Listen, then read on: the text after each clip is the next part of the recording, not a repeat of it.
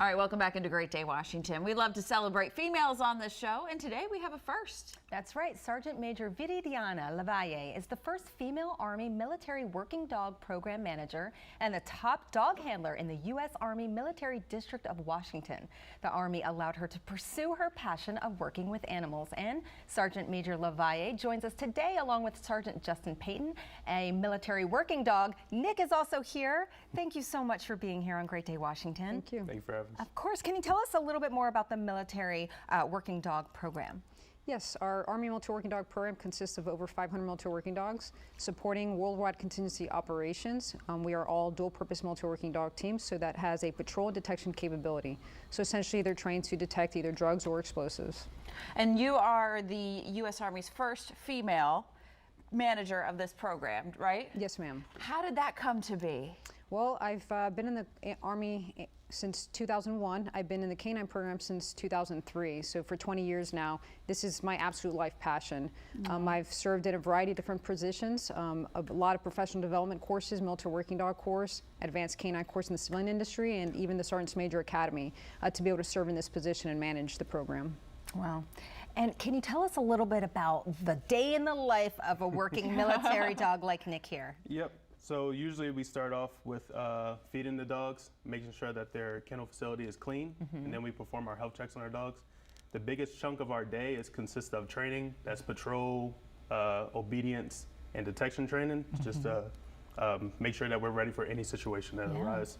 And then after that, we feed the dogs again, make sure that their kennel facility is still clean, and then we document everything we did that day for training. Okay. How many dogs are you all training at one time or right now? Do you know? So we're all assigned one dog, but sometimes if we have a surplus, then another handler can take on another responsibility as caretaker, but we're all assigned one dog. These are the best well taken care of pups out Yeah, there, aren't really. there? Yes, Right? right. And we talked about the breed, and you were saying, which kind of breeds are typically part of this program?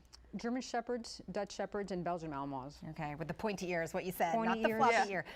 What is it about those types of dogs? They're more obedient, or? Well, no, the pointy ears, the German Shepherds, because again, we have dual purpose, so they're trained in patrol and detection capabilities, versus our floppy ear, which are your Labradors or German Shorthair Pointers. Those are typically single-purpose detection dogs. I see.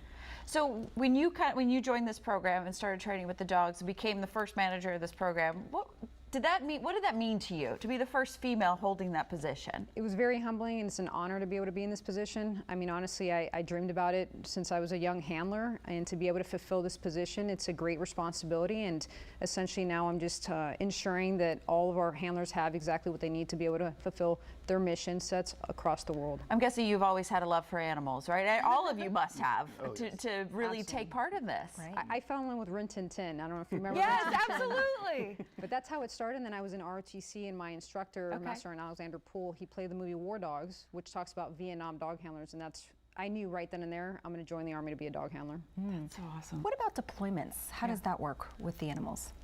They deploy as individual augmentee teams, so they deploy by themselves with their military working dog, and they go and support a variety of units and different mission sets. Okay. Okay. Peyton, Sergeant Peyton, for somebody that is interested in this and joining the military, it's nice to know the different paths that somebody can take, right, when they join the Army. What advice do you have for somebody that's coming in? If you want any information on it, you can go on goarmy.com. They have all the information for anybody who's thinking about joining and joining this career field.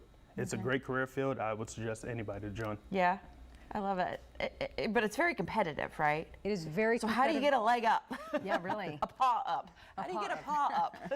I would essentially definitely speak to your local recruiter. The MOS is 31 kilo. The Army provides its own MOS to be a dog handler for your entire career, which is rare compared to the other services. Hands down, I would say 31 kilo is the best MOS the Army has to offer. The Army does offer 200 jobs and more, so there's a lot of experience for first opportunities for individuals. So again, goarmy.com can provide them with that information if you want to be all you can be. But as far as being a dog handler, it's absolutely rewarding. We can't even describe the companionship, the bond that you have with your military working dog. That's fantastic. Thank you so much for being here. This was great. We always love having dogs, especially very important ones like Nick. And congrats and continued success in this role. Absolutely. Thank you. I appreciate that. Thank you both. If you have an interest in knowing more about the Military Working Dog Program, head to goarmy.com. So well behaved. Good boy, Nick.